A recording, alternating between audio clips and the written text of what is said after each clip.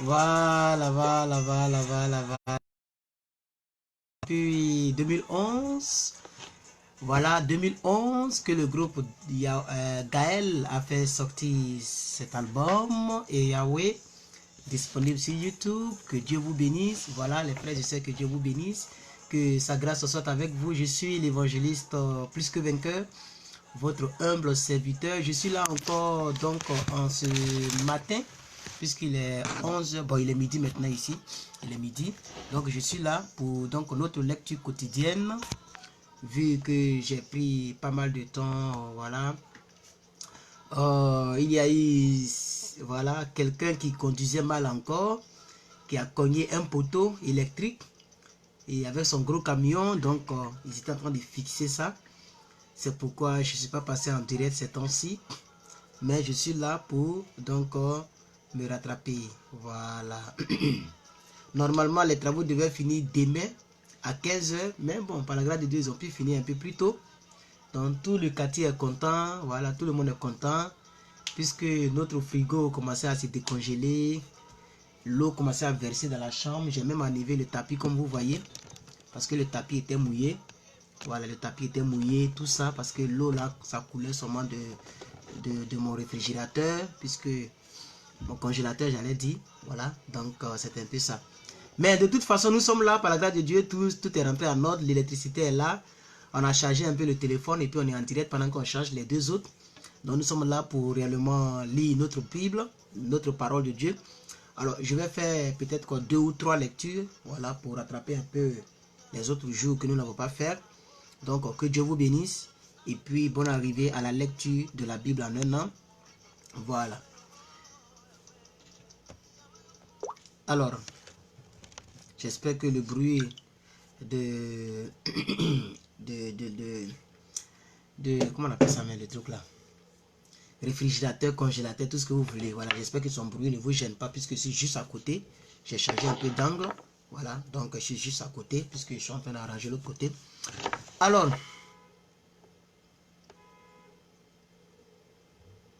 ok, c'est pas ma voiture. Il fallait vérifier si c'est ma voiture pour aller. Vous voyez, souvent là, quand les gens touchent ça un peu là, ça pleure. Alors donc, on y va. Le chapitre 5. Nous allons lire le chapitre 5, le chapitre 6, le chapitre 7 et le chapitre...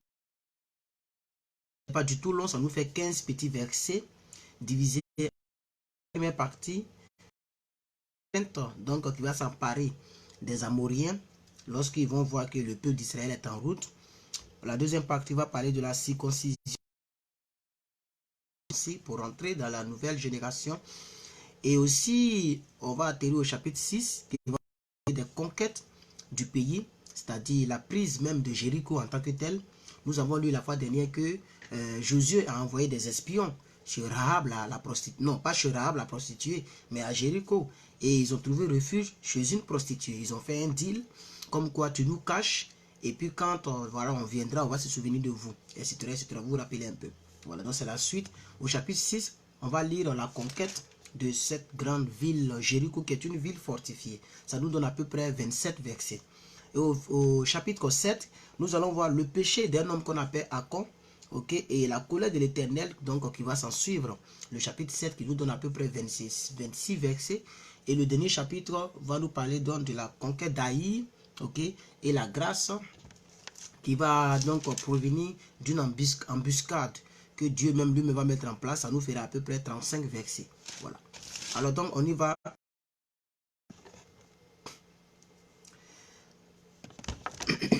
Voilà, un peu comme ça pour que ça sorte. Vidéo, voilà, comme ça c'est bon. Je peux même déposer, non? Ouais, je peux déposer. Voilà. Lorsque tous les rois des Amoréens à l'occident du Jourdain et tous les rois des Cananéens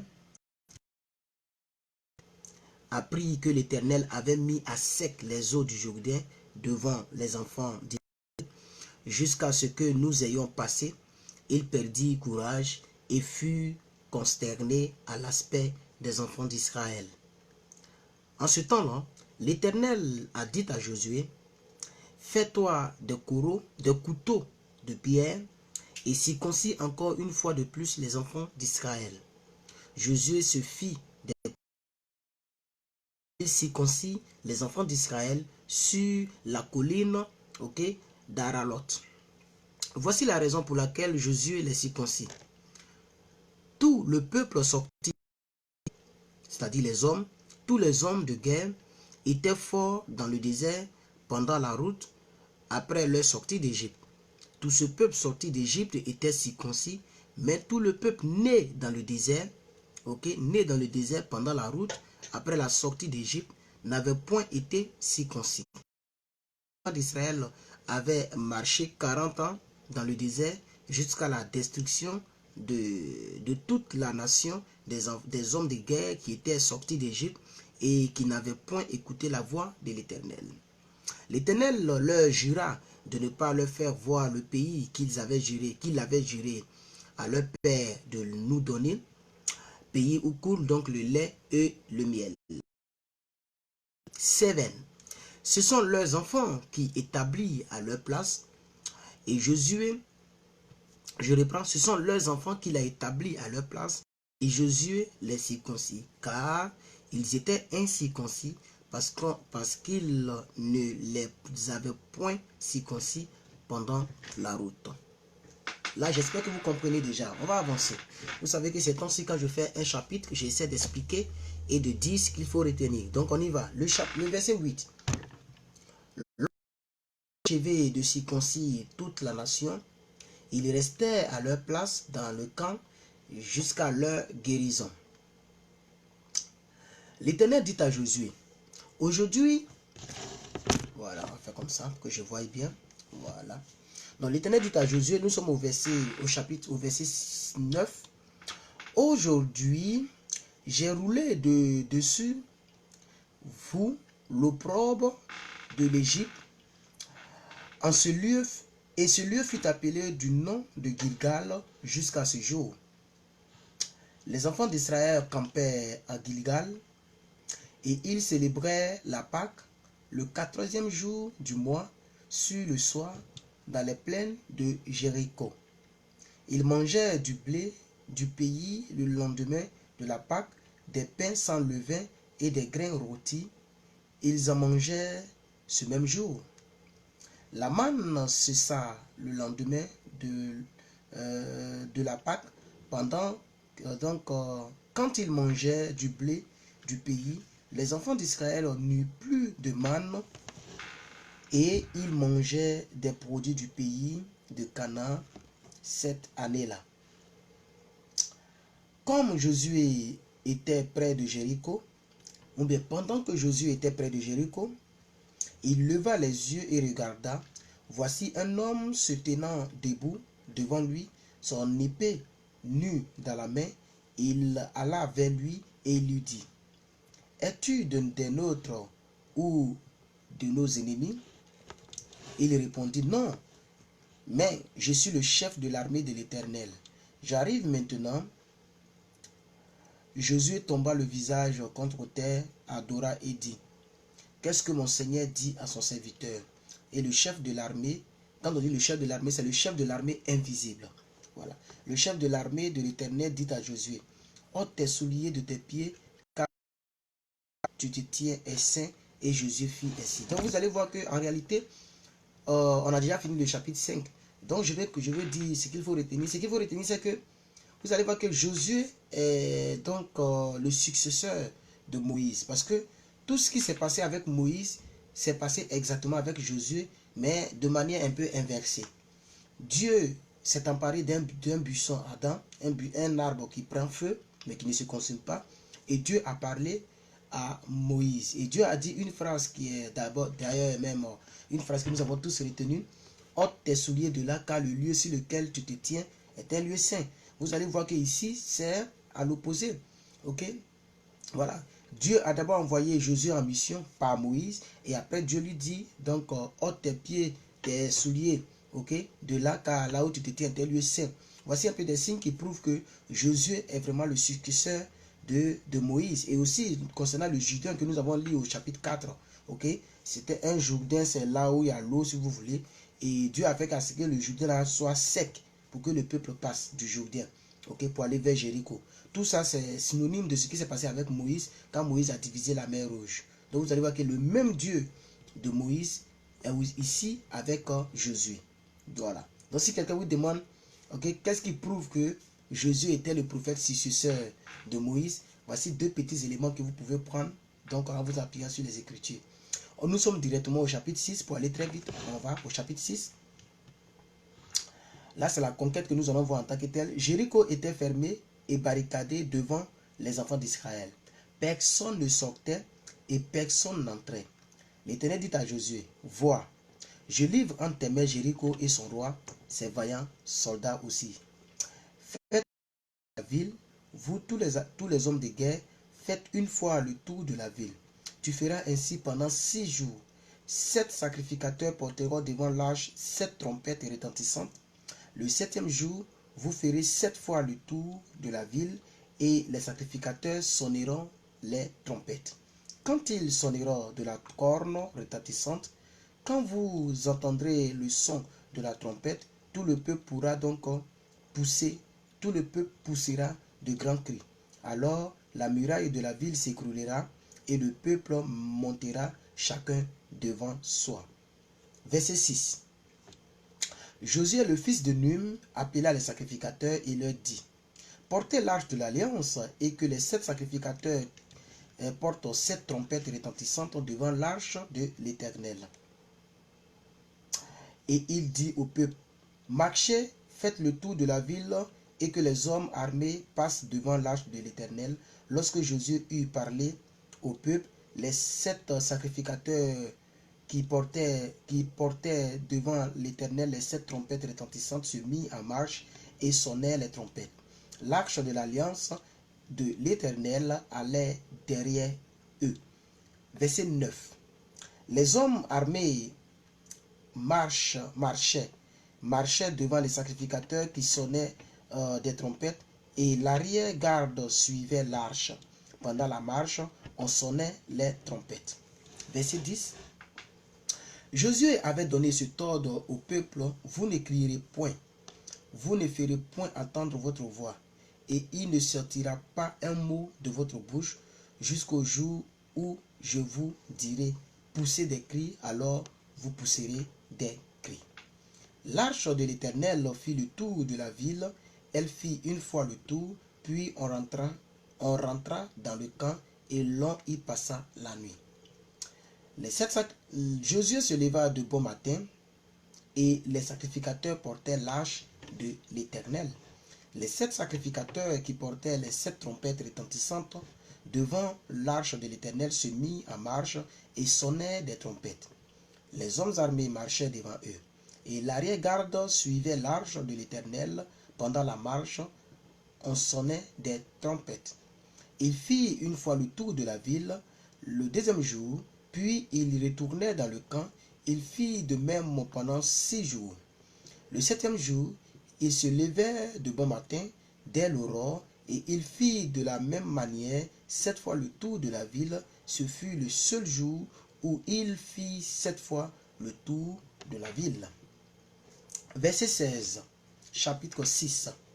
À la 7e fois, comme les sacrificateurs, ou pendant que les sacrificateurs sonnaient donc des trompettes, Josué dit au peuple, poussez des cris, car l'Éternel vous a livré la ville. La ville sera dévouée à l'Éternel par interdit, elle et tout ce qui s'y trouve, mais on laissera la vie à Rahab, la prostituée, et à tous ceux qui seront avec elle dans la maison, parce qu'elle a caché les messagers que nous avions envoyés. Verset 18. Gardez-vous seulement de ce qui sera dévoué par interdit, car si vous preniez de ce que vous aurez dévoué par interdit, vous mettriez le camp d'Israël en interdit et vous y jetterez le trouble. Tout l'argent et tout l'or, tous les objets des reins de fer seront consacrés à l'Éternel et entreront dans le trésor par l'Éternel, dans le trésor de l'Éternel. Le peuple poussera des cris et les sacrificateurs sonnèrent. Le peuple poussa des cris et les sacrificateurs sonnèrent des trompettes. Lorsque le peuple entendit le son de la trompette, il poussa de grands cris et la muraille s'écroula. Le peuple monta dans la ville, chacun devant soi, il s'emparait de la ville. Et il donc dévouait par interdit au fil de l'épée tout ce qui était dans la ville, hommes et femmes, enfants et vieillards, jusqu'aux bœufs, aux brebis et aux ânes. Josué dit aux deux hommes qui avaient exploré le pays, entrez dans la maison de la femme prostituée et faites-en sortir cette femme et tous ceux qui lui appartiennent comme vous le lui avez juré. Les jeunes gens, les espions, entrèrent et firent sortir Rahab, son père, sa mère, ses enfants et tous ceux qui lui appartiennent. Il fit sortir tous les gens de sa famille et il les déposait hors du camp d'Israël. Il brûlait la ville et tout ce qui s'y trouvait. Seulement, il mit dans le trésor de la maison de, il mit dans le trésor de la maison de l'Éternel l'argent, l'or et tous les objets d'airain et de fer. Verset 25. Josué laissa la vie à Rahab, la prostituée, à la maison de son père et à tous ceux qui lui appartiennent. Elle a habité au milieu d'Israël jusqu'à ce jour, parce qu'elle avait caché les messagers que Josué avait envoyés pour explorer Jéricho. Ce fut alors que Josué jura devant l'Éternel l'homme qui se lèvera pour rebâtir cette ville de Jéricho. Il en jettera les fondements au prix de son premier-né, et il en posera les portes au prix de son plus jeune fils. L'Éternel fut avec Josué, dont la renommée se dit dans le pays. Nous avons ainsi terminé le chapitre 6 du livre de Josué. Voilà. Et nous retenons que Dieu étant avec Josué et ses hommes, et Dieu ayant promis à Josué et ayant monté les tactiques à Josué pour s'emparer de Jéricho, parce que Jéricho était une ville fortifiée, clôturée de l'extérieur comme de l'intérieur. Dieu a tenu sa parole et au son de la trompette, les murailles de Jéricho sont tombées. Il faut retenir aussi qu'il y avait une prostituée qu'on appelle Rahab, qui a été donc animée de l'amour de Dieu en cachant les espions de l'homme de Dieu Josué, pour dire que quelle que soit ta vie et la vie que tu mènes, quand tu fais un pas dans l'œuvre de Dieu, quand tu es utile à l'avancement de l'œuvre de Dieu, au but de Dieu, donc à la marche de la volonté de Dieu sur cette terre, Dieu ne t'oubliera pas. La Bible déclare, nous venons de lire dans le chapitre 6, que Rahab, une prostituée de renommée, parce que si tout le monde, si les espions qui viennent d'arriver, ils savent que celle-là c'est une prostituée, c'est qu'elle est connue. Donc à Jéricho comme étant une prostituée. Mais comme je vous l'ai dit, quelle que soit la vie que tu mènes, quand tu es prête à pouvoir servir Dieu, malgré la vie que tu as, Dieu va t'accepter dans son royaume. La Bible dit, regardez très bien ce que la Bible dit ici, ok, au verset 23, non, au verset 25, écoutez bien, Josué laissa la vie à Rahab, la prostituée, à la maison de son père et à tous ceux qui lui appartiennent. Elle a habité au milieu d'Israël jusqu'à ce jour. Ça veut dire qu'ils ont accepté cette prostituée comme leur peuple. Et cette prostituée qui était dans le pays de Jéricho, qui était un pays ennemi, mais parce qu'elle a servi le Seigneur, parce que servir Dieu, c'est pas seulement attraper Bible. Servir Dieu aussi, c'est cacher les espions de Dieu. Voilà, c'est faire en sorte que l'œuvre de Dieu avance. Donc c'est ce que nous devons retenir donc dans ce chapitre. Nous entamons rapidement le chapitre 7.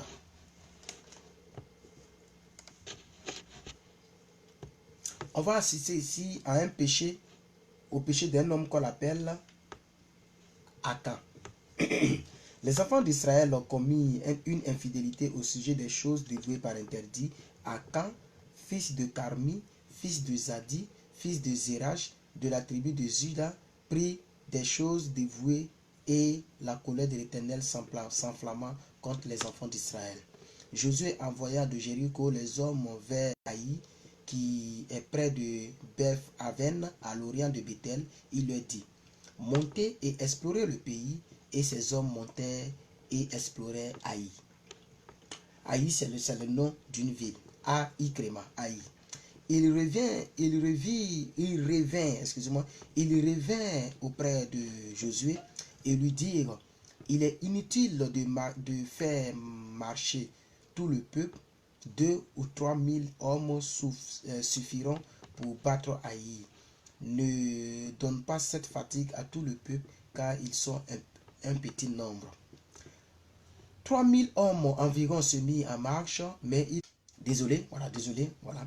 Donc je disais que 3 000 hommes environ se mirent en marche, mais ils prirent la fuite devant les gens d'Haï.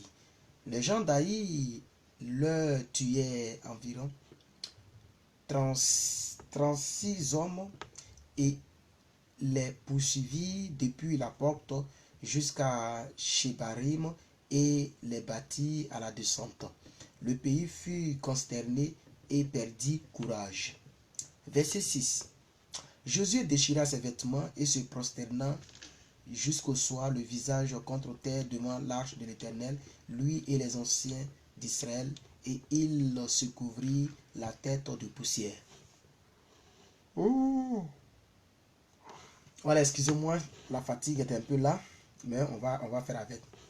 Josué dit: ah Seigneur,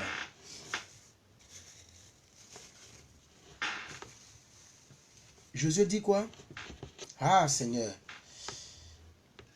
Seigneur éternel, pourquoi as-tu fait passer le Jourdain à ce peuple pour nous livrer entre les mains des Amoriens et nous faire périr? Oh, si nous avions su rester de l'autre côté du Jourdain, de grâce Seigneur.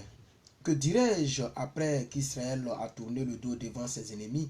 Les Cananéens et tous les habitants du pays la prendront et ils nous envelopperont et ils feront disparaître notre nom de la terre. Et que feras-tu pour ton grand nom? L'Éternel dit à Josué: lève-toi, pourquoi restes-tu ainsi couché sur ton visage? Israël a péché, ils ont transgressé mon alliance que je leur ai prescrite. Ils ont pris des choses dévouées par interdit et les ont dérobées et ont menti. Ils les ont cachées parmi leurs bagages. Aussi, les enfants d'Israël ne peuvent-ils résister à leurs ennemis? Ils tourneront le dos devant leurs ennemis, car ils sont sous l'interdit. Je ne serai plus avec vous si vous ne détruisez pas l'interdit du milieu de vous.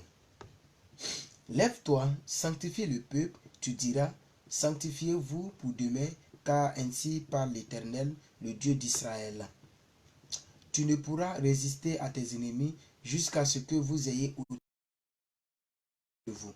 Vous vous approcherez le matin selon vos tribus, et la tribu que désignera l'Éternel s'approchera par famille, et la famille que désignera l'Éternel s'approchera par maison, et la maison que désignera l'Éternel s'approchera par les hommes.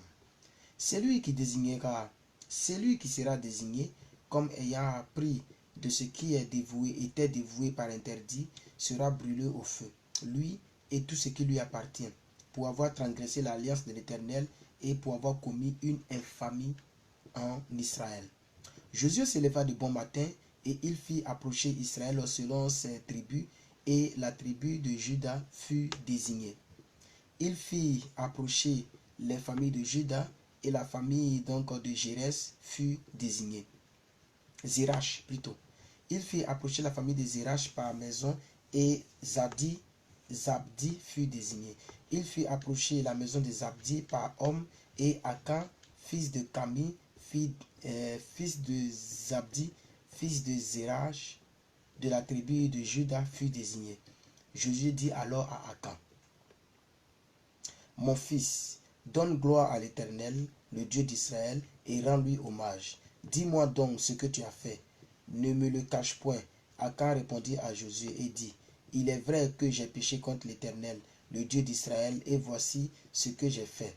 J'ai vu dans le butin un beau manteau de chinéa, 200 cycles d'argent, et un lingot d'or du poids de 50 cycles. Et je les ai convoités, je les ai pris, et ils sont cachés dans la terre au milieu de ma tente, et l'argent est dessous. Josué envoya des gens qui coururent à la tente, et voici les objets cachés dans la tente d'Akan, et l'argent était dessous. Il les prit du milieu de la tente, les apportèrent à Josué et à tous les enfants d'Israël, et les déposèrent devant l'Éternel. Josué et tout Israël avec lui prit Akan, fils de Zérach, l'argent, le manteau, le lingot d'or, et les fils et les filles d'Akan, ses bœufs, ses ânes, ses brebis, sa tente, et tout ce qui lui appartenait, et il les fit monter dans la vallée d'Acor. Josué dit: nous as-tu troublé? L'Éternel te troublera aujourd'hui. Et tout Israël le lapida, et on le brûla au feu, et on les lapida. Et l'on éleva sur Akan un grand monceau de pierre qui subsiste encore aujourd'hui. Et l'Éternel revint à de l'ardeur de sa colère. Car à cause de cet événement, c'est à cause de cet événement qu'on a donné jusqu'à ce jour, à ce lieu, le nom de la vallée d'Acor. Donc ce que nous devons retenir dans ce chapitre 7, qui est l'avant-dernier chapitre de cette lecture, c'est tout simplement que, donc, après avoir été victorieux contre cette grande ville qu'on appelait Jéricho, okay, il y a un homme qui s'appelle Akan, qui a volé les choses qu'ils ont trouvées là-bas, qui étaient dévouées par l'Interdit, c'est-à-dire on ne doit pas prendre ça, ça doit être consacré à l'Éternel. Lui, il a pris ça, il a caché dans sa tente, dans sa maison si vous voulez, puisqu'avant c'était des tentes. Voilà, il a creusé et il a mis ça sous terre, l'argent, les lingots d'or, tout ce que vous savez, ok.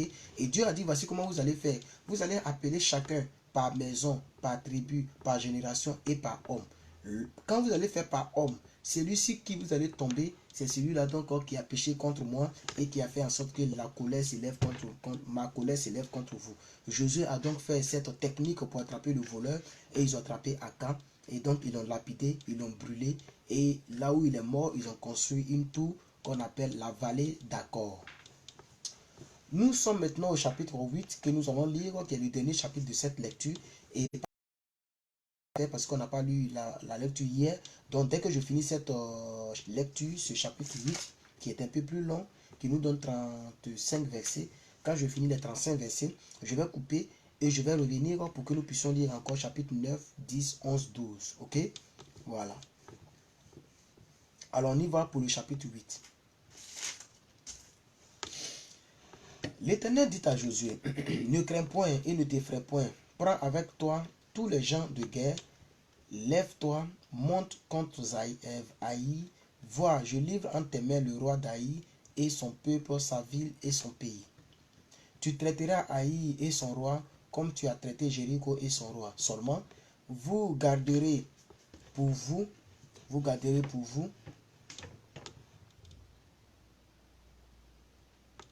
le butin et le bétail. Place une embuscade derrière la ville. Josué se leva avec tous les gens de guerre pour monter contre Haï. Il choisit 30 000 vaillants hommes qu'il fit partir de nuit. Verset 4. Et auquel il donna cet ordre: écoutez, vous vous mettrez en embuscade derrière la ville, ne vous éloignez pas beaucoup de la ville, et soyez tous prêts. Même moi et tout le peuple qui est avec moi, nous nous approcherons de la ville. Quand ils sortiront à notre rencontre, comme la première fois, nous prendrons la fuite devant eux, et ils nous poursuivront jusqu'à ce que nous les ayons attirés loin de la ville. Car ils diront: ils fuient devant nous, comme la première fois et nous fuirons devant eux. Vous sortirez alors de l'embuscade, vous vous emparerez de la ville et l'Éternel, votre Dieu, la livrera entre vos mains. Quand vous aurez pris la ville, vous y mettrez le feu, vous agirez comme l'Éternel l'a dit, c'est l'ordre que je vous donne. Verset 9.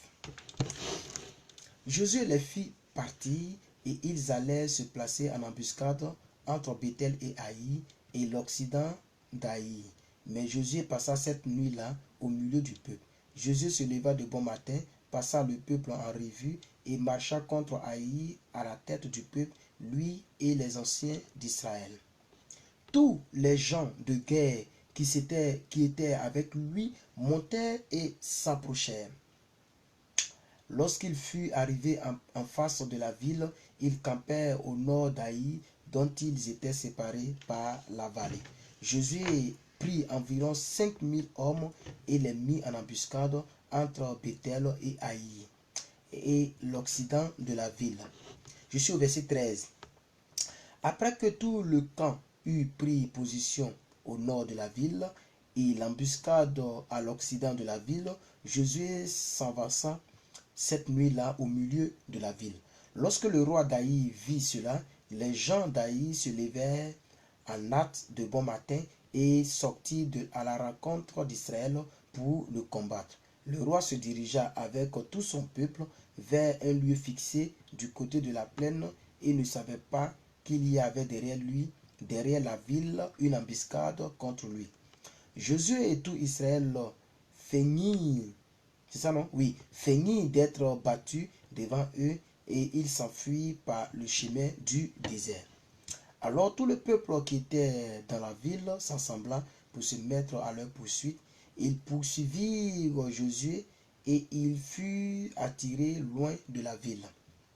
Il y eut dans Haï et dans Béthel pas un seul homme qui ne sortit contre Israël. Ils laissèrent la ville ouverte et poursuivirent Israël. L'Éternel dit à Josué, étends vers Haï le javelot que tu as à la main, car je vais la livrer en ton pouvoir. Et Josué étendit vers la ville le javelot qu'il avait à la main. Aussitôt qu'il eut étendu sa main, les hommes en embuscade sortirent précipitamment du lieu où ils étaient. Ils pénétrèrent dans la ville, la prirent et se hâtèrent d'y mettre le feu. Les gens d'Haï, ayant regardé derrière eux, virent la fumée de la ville monter vers le ciel et ils purent se sauver d'un côté. Ils ne purent se sauver d'un côté. Le peuple qui fuyait vers le désert se retourna contre eux contre ceux qui le poursuivaient, car Josué et tout Israël, voyant la ville prise par les hommes de l'embuscade, et la fumée de la ville qui montait. On continue toujours la lecture. Je suis au verset 22. Les autres sortirent de la ville à leur rencontre, et les gens d'Haï furent enveloppés par Israël de toutes parts. Israël les battit sans leur laisser un survivant ni un fuyard. Il prit vivant le roi d'Haï et l'amena à Josué. Lorsque Israël eut achevé de tuer tous les habitants d'Haï dans la campagne, dans le désert où il l'avait poursuivi, et qu'il fut jusqu'au dernier passé au fil de l'épée, tout Israël revint vers Haï et la frappa du tranchant de l'épée. Il y eut au grand total 12 000 personnes tuées en ce jour-là, hommes et femmes, tous de Haï, tous des gens d'Haï. Josué ne retira point sa main qu'il tenait. C'est ça?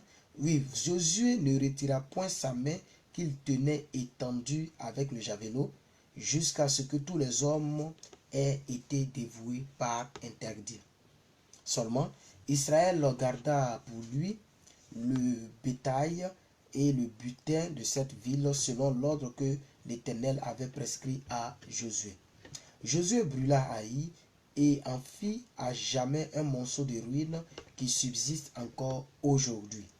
Il fit pendre à un bois, le roi d'Haï et l'y laissa jusqu'au soir. Au coucher du soleil, Josué ordonna qu'on descende son cadavre du bois et on le jeta à l'entrée de la porte de la ville et l'on éleva sur lui un grand monceau de pierre qui subsiste encore aujourd'hui. Alors Josué bâtit un autel à l'Éternel, le Dieu d'Israël, sur le mont Ébal.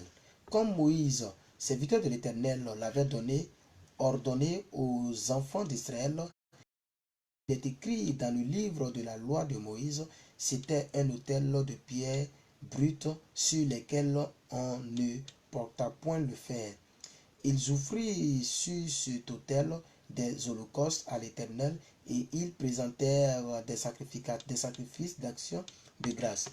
Et là, Josué écrivit sur les pierres une copie de la loi que Moïse avait écrite devant les enfants d'Israël. Tout Israël, ses anciens, ses officiers et ses juges se tenaient des deux côtés de l'arche, devant les sacrificateurs, les Lévites qui portaient l'arche de l'alliance de l'Éternel, les étrangers comme les enfants d'Israël étaient là, moitié du côté de mont Garizim, moitié du côté de mont Ébal, selon l'ordre qu'avait précédemment donné Moïse, serviteur de l'Éternel, de bénir le peuple d'Israël. Josué fut ensuite toutes les paroles, Josué lut ensuite toutes les paroles de l'Éternel de la loi, les bénédictions et les malédictions suivant ce qui est écrit dans le livre de la loi. Il n'y eut rien de tout ce que Moïse avait prescrit que Josué ne lise en présence de toute l'assemblée d'Israël, des femmes et des enfants et des étrangers qui marchaient au milieu d'eux. Voilà. Alors, merci beaucoup. Je ne vais pas trop tourner au pot. Je vais couper cette lecture et aussitôt je vais relancer une deuxième lecture parce que nous n'avons pas lu la Bible hier. Merci donc d'avoir suivi cette lecture aux quelques 2, 3, 4, 5, 6 personnes que je vois. Merci beaucoup, que Dieu vous bénisse et sachez que il n'y a rien de mieux que de lire très souvent la parole de Dieu. Parce que la parole de Dieu est la nourriture de nos âmes et quand nous ne lisons pas la parole de Dieu, nous pouvons nous faire tromper par n'importe quelle doctrine ici dehors. Que Dieu vous bénisse. À tout à l'heure pour la suite de notre lecture. Merci beaucoup.